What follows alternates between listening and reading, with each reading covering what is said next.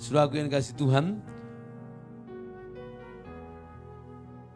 tidak ada di antara kita yang tidak berdosa, tidak pernah hidup di dalam dosa. Tapi syukur kepada Tuhan, Tuhan kita Yesus Kristus yang dahsyat dan luar biasa telah menyelamatkan setiap kita. Tuhan memberikan kesempatan kepada setiap kita. Dan malam hari ini, saudaraku yang kasih Tuhan, kita mau belajar dari kebenaran firman Tuhan dalam Lukas pasal yang ke-15, ayat yang pertama. Lukas pasal 15 ayat 11 ya. Lukas pasal 15 ayat 11, maaf. Ayat 11, mari kita bangkit berdiri. Ayat 11.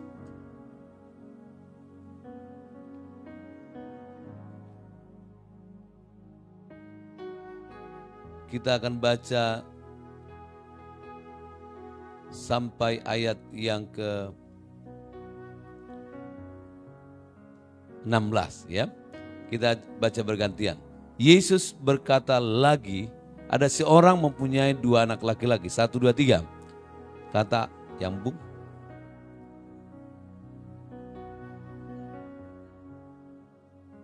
Lalu ayahnya membagi-bagikan harta kekayaan itu di antara mereka. Kita baca saja sama-sama ya. 1, 2, 3. Beberapa hari kemudian anak bungsu itu menjual seluruh bagiannya. Itu lalu pergi ke negeri yang jauh. Di sana ia memboroskan harta miliknya dengan hidup berpoya-poya. Setelah dihabiskannya semuanya, timbullah bencana kelaparan di dalam negeri itu dan ia pun mulai melarat. Lalu ia pergi dan bekerja pada seorang majikan di negeri itu. Orang itu menyuruhnya ke ladang untuk menjaga babinya. Lalu ia ingin mengisi perutnya dengan ampas yang menjadi makanan babi itu, tetapi tidak seorang pun yang memberikan kepadanya. Puji Tuhan, silakan duduk saudara-saudaraku yang kasih Tuhan. Ya, tadi di awal saya katakan bahwa tidak ada seorang pun di antara kita yang tidak pernah hidup di dalam dosa. Tapi malam hari ini saudara-saudaraku yang saya kasih di dalam Kristus Yesus, syukur kepada Tuhan bahwa Tuhan Yesus telah menyelamatkan setiap kita, apapun background kita, latar belakang saudara dan saya, kehidupan lama saudara.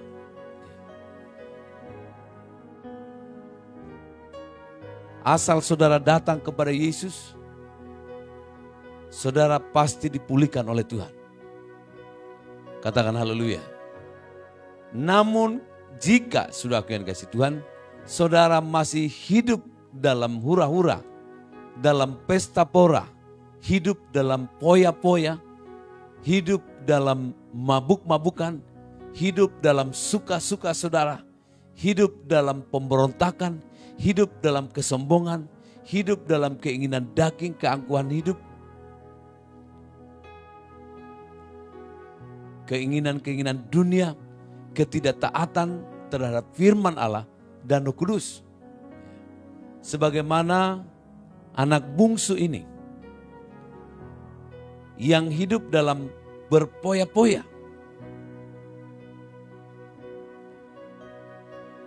hidup menuruti keinginannya sendiri.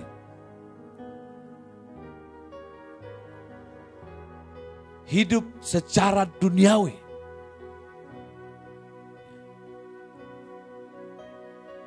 Yang akhirnya saudara-saudaraku yang kasih Tuhan, membuat dia melarat, membuat dia kelaparan, membuat dia menderita, membuat miskin, hina. Firman Tuhan katakan sampai mau makan makanan babi pun tidak ada yang mau memberikan kepadanya. Susah. Karena itu saudaraku yang kasih Tuhan, kalau saudara masih bisa makan makanan yang sewajarnya hari ini, biar itu nasi tempe, saudara puji Tuhan, haleluya. Katakan haleluya. Saudara bersyukur kalau saudara masih bisa makan hari ini, ya, masih saudara bisa menikmati kebaikan Tuhan, kita masih bisa menikmati anugerah Tuhan, syukur kepada Tuhan. Syukur kepada Tuhan. Syukur kepada Tuhan. Ini si anak bungsu ini mau makan makanan babi pun. Ya. Tidak ada yang bisa, tidak ada yang memberikan. Bukan tidak ada yang bisa. Tidak ada yang memberikannya. Ya. Kalau saudara diberkati Tuhan, kalau saudara diberikan makanan oleh orang lain kepada saudara, saudara harus belajar menghargai itu. Menghargai setiap berkat Tuhan. Menghargai setiap napas yang Tuhan berikan. Menghargai setiap kesempatan yang Tuhan berikan kepada setiap kita. Menghargai setiap kesehatan, kesempatan, hidup, pelayanan, anugerah yang Tuhan berikan kepada saudara dan saya. Sudah tidak sepantasnya kita hidup mengeluh, tapi bersyukur sudah aku yang kasih Tuhan. Bisa saja karena perbuatan dosa dan kejahatan kita dulu, kita sudah harusnya melarat. Sudah harusnya mati binasa. Tapi syukur kepada Tuhan. Tuhan memberikan kesempatan yang kedua kepada setiap kita. Katakan haleluya. Tuhan berikan kesempatan karena itu tidak ada dasar bagi kita untuk menyombongkan apapun dalam kehidupan kita. Karena hidup kita ini anugerah Tuhan. Hidup kita ini kemurahan Tuhan. Hidup kita ini kebaikan Tuhan. Dan kalau saudara dalam kehidupan kesempatan kedua yang Tuhan berikan kepada saudara. Saya sudah pernah menyampaikan bahwa Tuhan memberikan kesempatan yang kedua kepada setiap kita.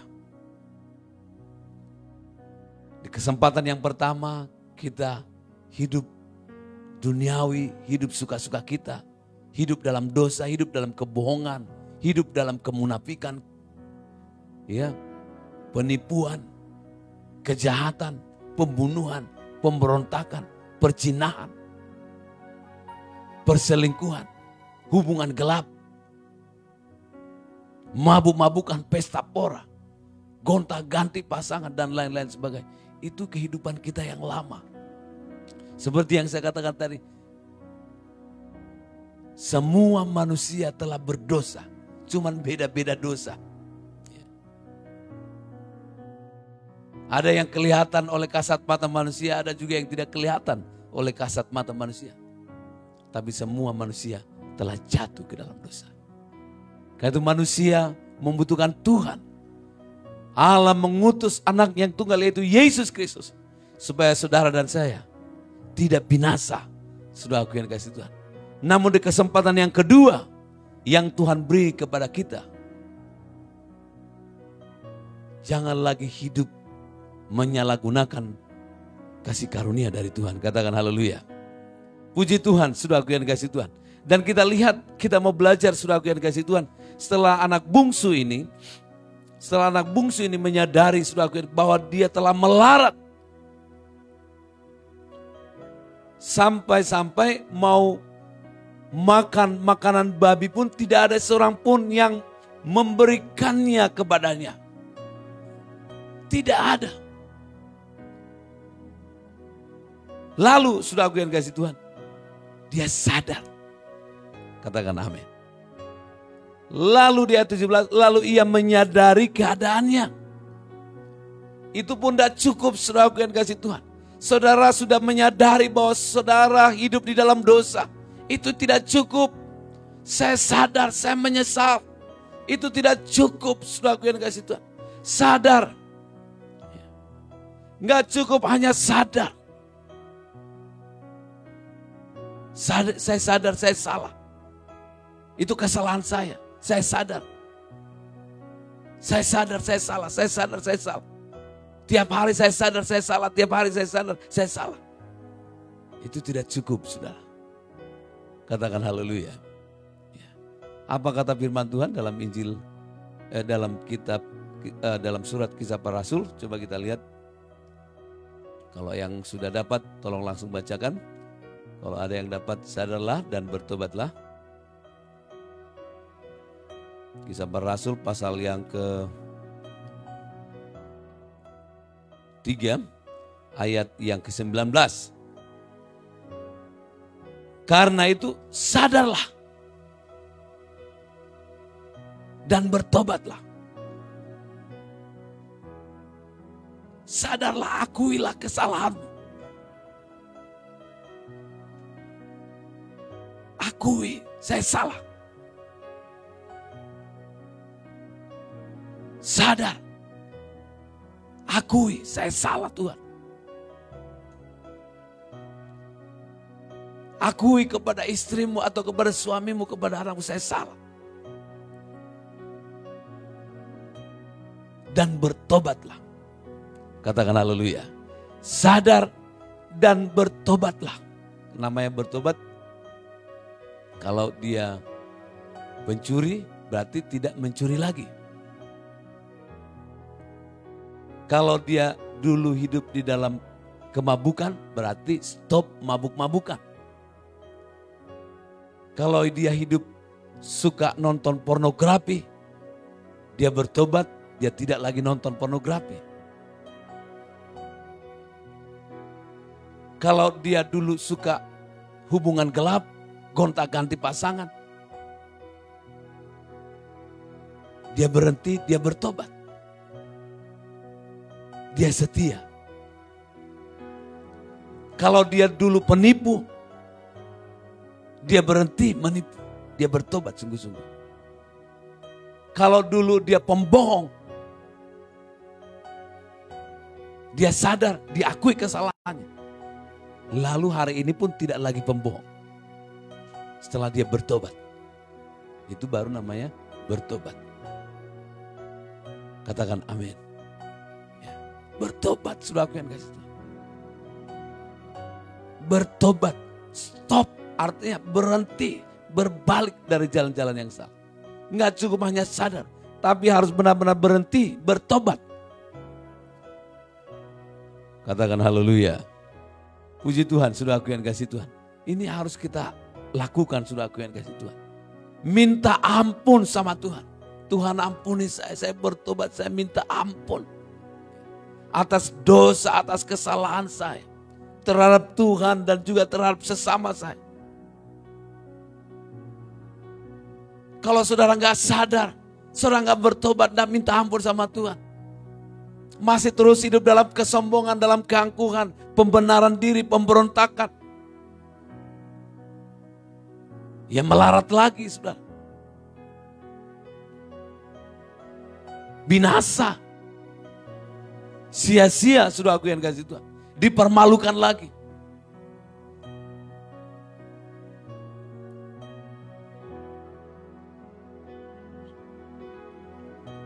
Sadarlah. Di pasal yang ke-15 ini. Lalu ia menyadari keadaannya. Katanya, betapa banyaknya orang upahan Bapakku yang berlimpah-limpah makanannya. Tetapi aku di sini mati kelaparan. Menyadari bahwa akibat kesalahannya sudah membuat dia melarat, membuat dia menderita. Tapi tidak cukup. Harus bangkit. Katakan haleluya. Katakan haleluya. Nggak cukup hanya sadar. Ya bertobat. Harus ada suatu kegerakan, ada suatu sikap bangkit. Berhenti bermain-main dalam dosa. Berhenti dalam kemunafikan, kepalsuan, kebohongan, kesombongan, keangkuhan, pemberontakan, kekerasan hati.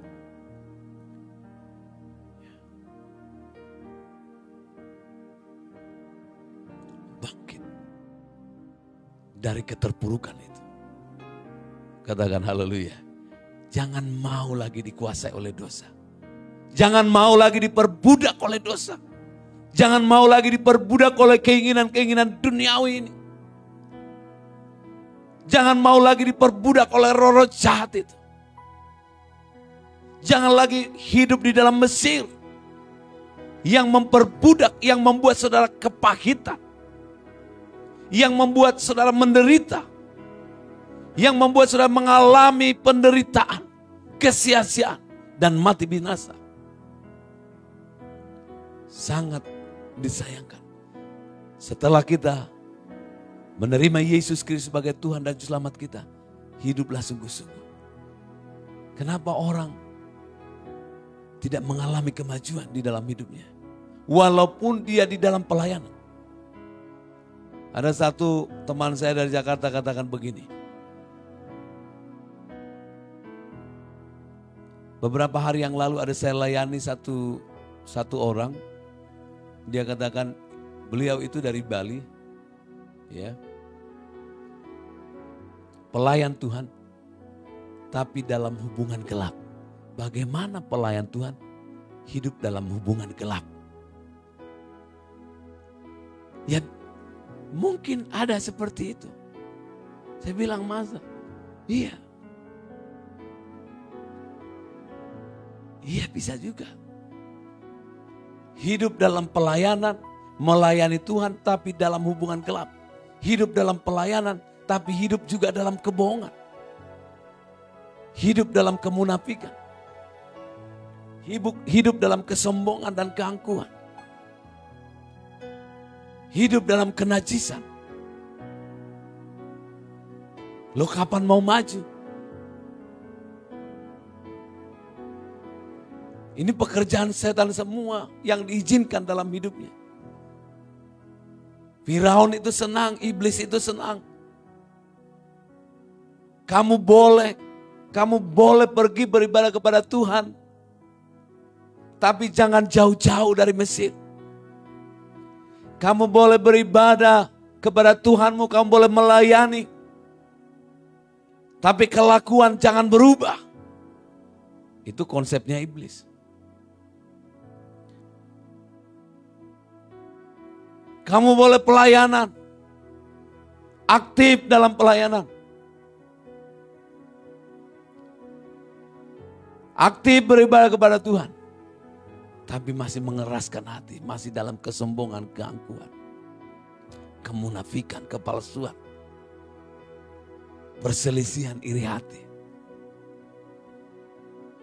Bahkan bisa iri hati. Jemaat pun bisa iri hati sama gembalanya loh.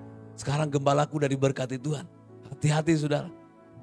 Itu jahat sekali jemaat kalau sampai saudara iri hati dengan gembala saudara diberkati Tuhan. Saudara mau lihat terus gembala saudara hidup dalam penderitaan. Saudara gak mau lihat gembala saudara diberkati. Itu jahat sekali kalau sampai saudara jemaat iri terhadap gembala saudara.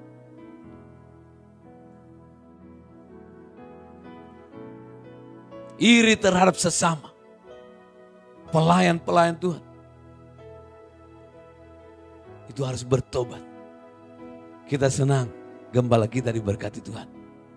Katakan haleluya. Kita senang teman-teman pelayanan kita. Tim kita diberkati Tuhan. Makanya dalam pelayanan itu perlu teamwork. Satu hati. Pelayan-pelayan Tuhan harus satu hati. Hamba-hamba Tuhan, jemaat Tuhan.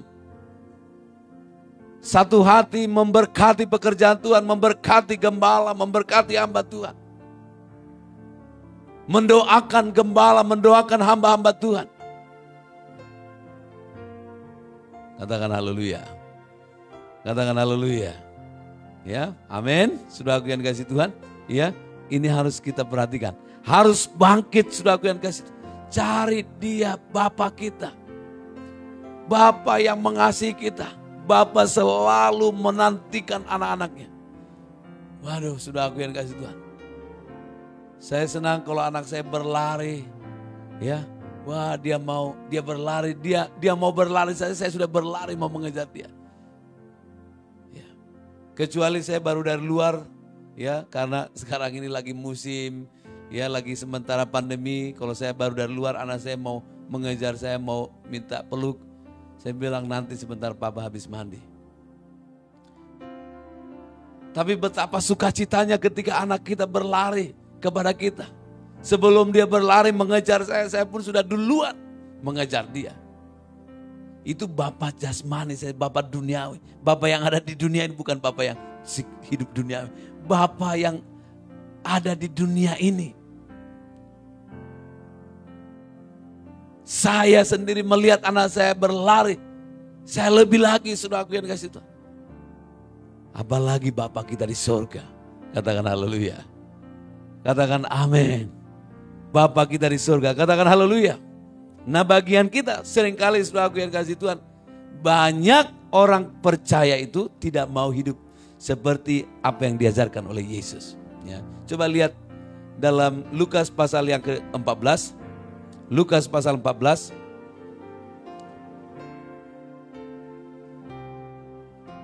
Lukas pasal 14 ayat yang ke-25. Segala sesuatu harus dilepaskan untuk mengikut Yesus. Pada suatu kali banyak orang berduyun-duyun mengikuti Yesus dalam perjalanannya, sambil berpaling ia berkata kepada mereka, jikalau seorang datang kepadaku dan tidak membenci bapanya, ibunya, istrinya, anak-anaknya, saudara-saudaranya, laki-laki ataupun perempuan, bahkan nyawanya sendiri, ia tidak dapat menjadi muridku. Saudara jangan salah mengerti, Yesus tidak mengajar kita untuk membenci ayah ibu kita. Tidak. Tapi harus Yesus yang terutama dalam hidup kita. Katakan haleluya. Katakan amin. Dialah pribadi yang terutama di dalam hidup kita. Barang siapa tidak memikul salibnya dan mengikut aku, ia tidak dapat menjadi muridku. Kebanyakan sudah aku yang kasih, cuman mau jadi murid Tuhan. Mendaftar jadi murid Tuhan.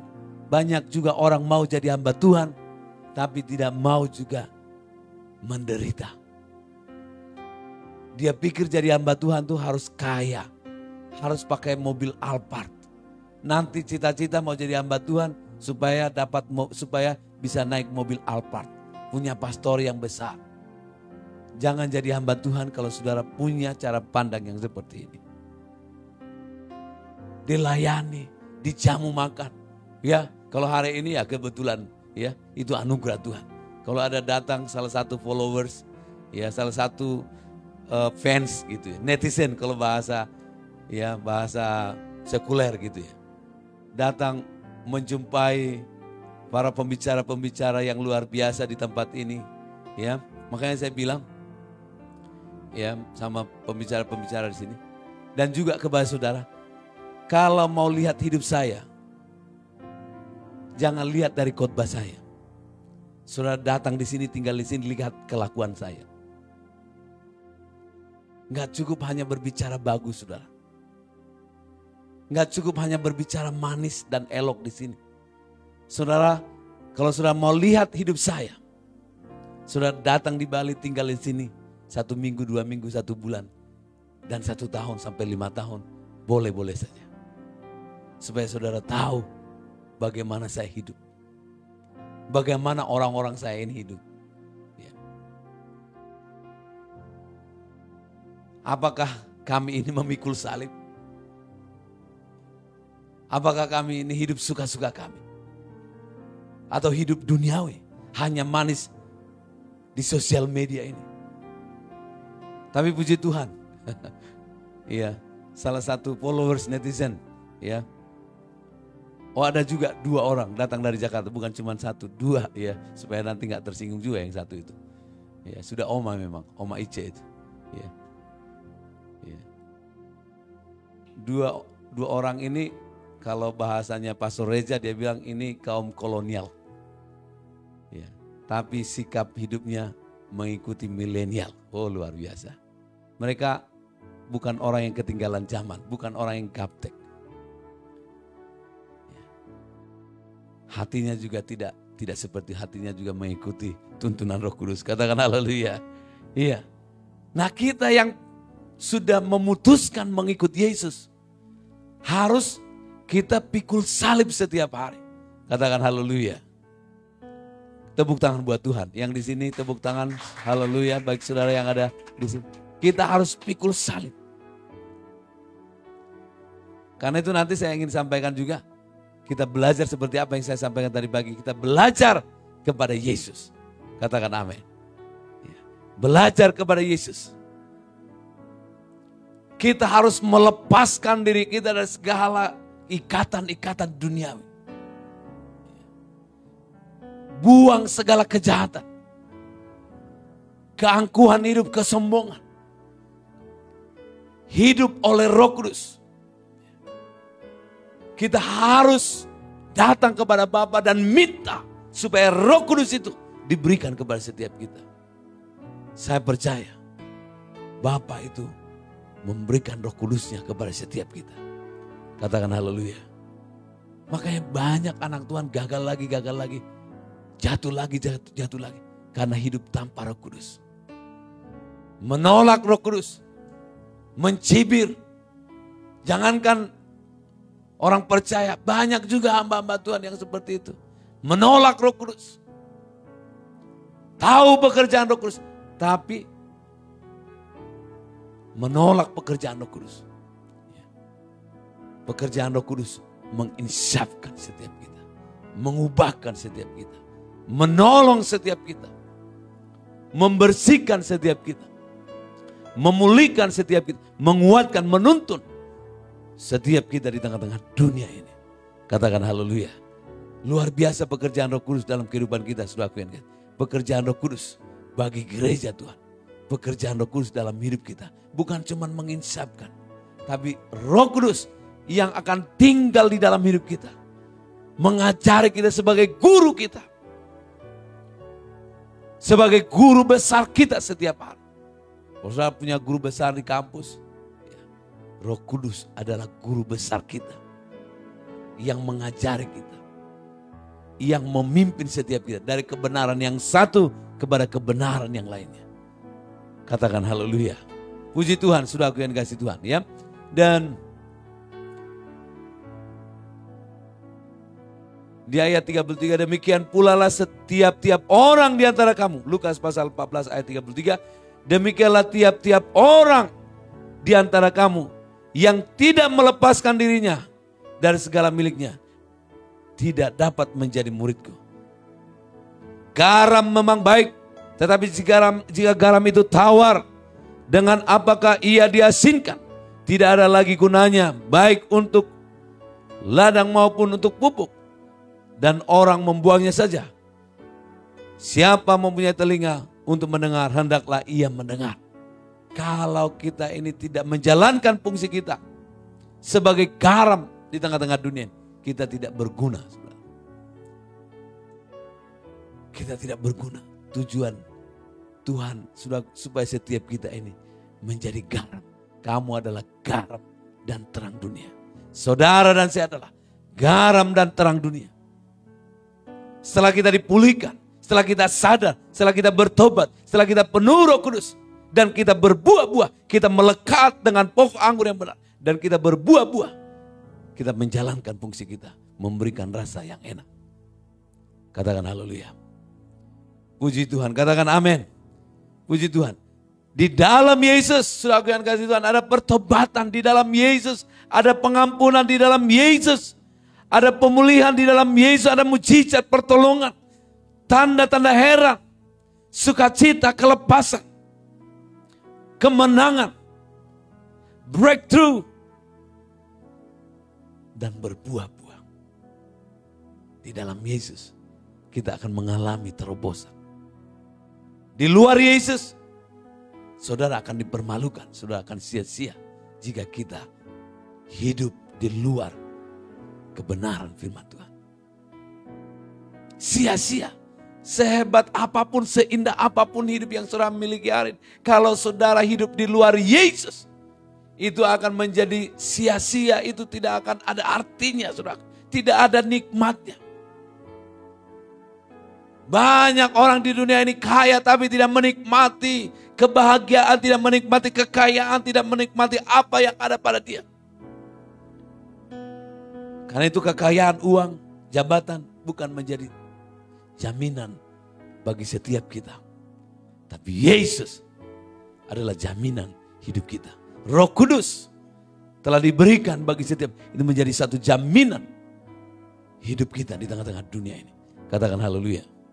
Dan hari ini kita terus belajar kepada Yesus. Saudara yang sudah belajar dari kesalahan di masa lalu. Belajar. Dan ternyata bahwa pemberontakan hidup dalam dosa itu membawa kita kepada kemelaratan, kesia-siaan, kemarahan, kepahitan,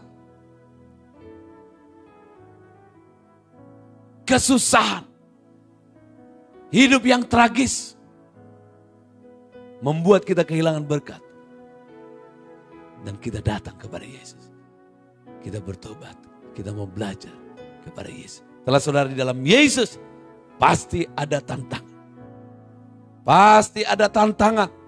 Ketika saudara sudah ada di dalam Yesus, ya tidak mudah. Tidak mudah saudara. Tidak mudah. Saudara akan dicibir, saudara akan dibenci, saudara akan dianiaya, saudara akan diancam dan mau dibunuh. Dan belajarlah kepada Yesus. Karena Yesus sudah melewati semua itu. Katakan haleluya. Yesus memberikan suatu teladan bagi setiap kita. Dalam hal berkorban, dalam hal mengampuni. Mengampuni tanpa batas, mengasihi tanpa syarat.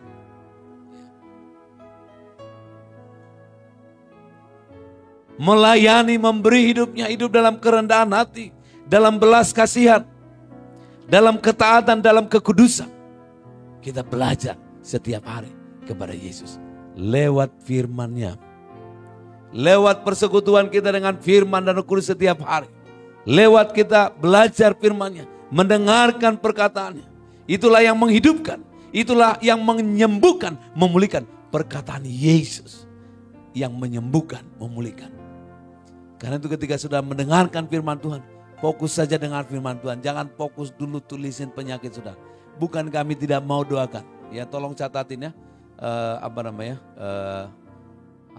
pokok-pokok doa, ya silakan dicatat pokok-pokok doa supaya kita doakan pokok-pokok doa. Bapak Ibu Saudara yang sudah memberikan permohonan doa saudara, dicatat ya, catat ya, supaya kita doakan. Tapi catat dulu firman Tuhan, ya, catat kebenaran firman Tuhan yang sudah ditugaskan, catat. Ya, pokok-pokok doa, ya kita akan doakan.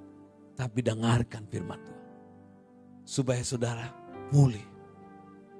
Saya percaya perkataan Yesus menyembuhkan saudara. Perkataan Yesus menyehatkan saudara. Membangunkan, menyembuhkan, menguatkan. Menolong setiap kita. Memberkati setiap kita. Menyembuhkan setiap kita. Katakan haleluya. Perkataan Yesus menyembuhkan, menyembuhkan. Memberkati setiap kita sudah yang kasih Tuhan. Kita belajar kepada Yesus. Tuhan kita. Melalui firman-Nya, melalui Roh Kudus-Nya yang selalu mengingatkan kita, yang selalu mengajari kita lewat firman-Nya.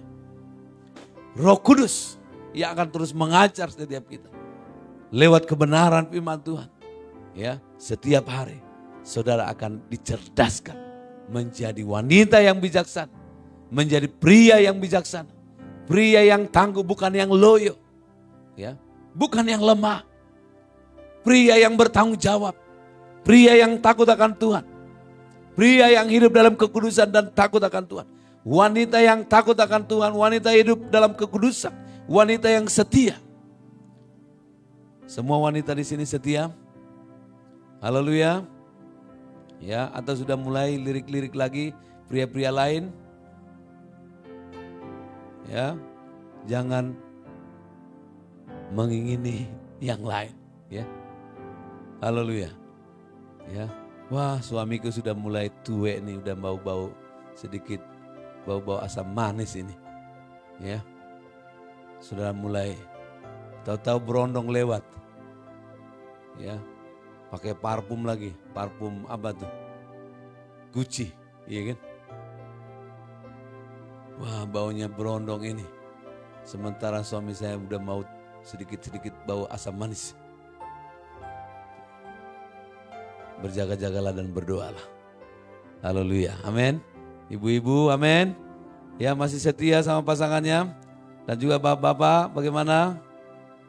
Puji Tuhan ya. Ini kok yang ketawa-ketawa nih si Boy Pudun nih. Ini belum dapat jodoh Boy Pudun sama Malon ini. Malah mereka berdua nih yang ketawa-ketawa. Sepertinya belum pengalaman. Ya memang benar mereka belum pengalaman. Karena belum pernah menikah ya. Sabar ya Boy Pudun, semua ada waktunya. Amin. Haleluya. Ya, tapi sukacita mereka berdua yang luar biasa ya. Sukacitanya luar biasa. Semangat terus Ibu Maria, Ibu Ludia, ya Ibu Nona ya. Puji Tuhan, semangat terus, tetap setia. Katakan haleluya. Ya, dan juga ya Ibu Mary Cap, ya Pak Nita Hura, Pak Harto. Ini Pak Harto sudah menikah belum? Ya, Riko Stefanus, Ibu Yani Purba, puji Tuhan, ya Tuhan berkati, ya tetap setia, setia sampai mati. Katakan haleluya. Ya kalau saudara ada perselisihan, ada sedikit adu argumen, ya mulai sedikit ada beda pendapat, jangan bilang kita sudah tidak cocok lagi. Ya, dulu cocok, sekarang sudah tidak cocok lagi. Karena itu kita cerai, jangan. Itu iblis dengar, dia copy, lalu dia selalu ingatkan saudara. Ya, minta ampun kalau saudara pernah mengatakan itu. Ya, cerai, stop dalam nama Yesus. Ya, kasihi suamimu, kasihi istrimu. Katakan haleluya. Saling mengampuni, ya. Karena sudah banyak saya mendengar, ya, sudah banyak mendengar suami istri berkata demikian, cerai, kita sudah tidak cocok lagi. Ya, sudah tidak cocok lagi. Ini bukan soal cocok dan tidak cocok. Waktu menikah itu cocok dan tidak cocok kan? Anda dipersatukan menjadi suami istri bukan karena cocok dan tidak cocok. Tapi karena ada dasar sebuah kebenaran firman Tuhan. Anda dipersatukan biar hidung saudara mancung ke dalam dan mancung keluar. Bukan karena sama-sama mancung keluar atau mancung ke dalam. Tidak saudara. Atau rambut saudara kribo. Ya, dan sekarang sudah tidak kribo lagi. Karena sudah saudara setrika terus setiap hari.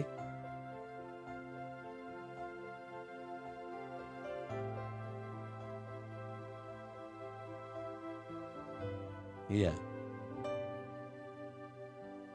Itu bukan dasar saudara menikah. Tiba-tiba rambutnya sudah rontok semua bagaimana? Tiba-tiba udah botak. Dulu waktu ketemu si Boy Pudun kribo gitu ya. Katakanlah Malon nih agak sedikit-sedikit, kalau dia dibiarin rambutnya ini agak kriwil kan gitu. Tiba-tiba dia botak, terus bagaimana?